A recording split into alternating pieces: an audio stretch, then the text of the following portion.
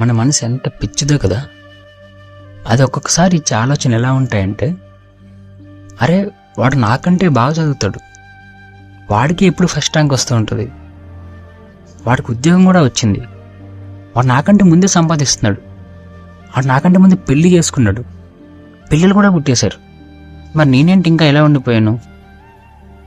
ఇలాంటి ఆలోచనలు మన మైండ్లో తిరుగుతూ ఉంటాయి. ఆడికి దక్కింది ఆడు వెళ్ళిపోయాడు, నువ్వు మాత్రం ఇలా ఉండిపోయావు, అంతే కదా. సరే ఏమైంది ఇప్పుడు?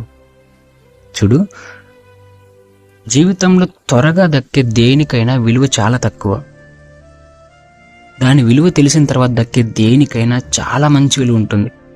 అది ఎంత విలువ అంటే, అది పోతుందని తెలిస్తే ప్రాణం పెట్టినా సరే దాన్ని కాపాడుకుంటాం, అంత విలువ. నన్ను అడిగితే అవతల వాడికి ఎలా దక్కింది అని బాధపడే కంటే మనకి ఎందుకు దక్కలేదు అని ఆలోచిస్తే మన లైఫ్ చాలా హ్యాపీగా ఉంటుంది.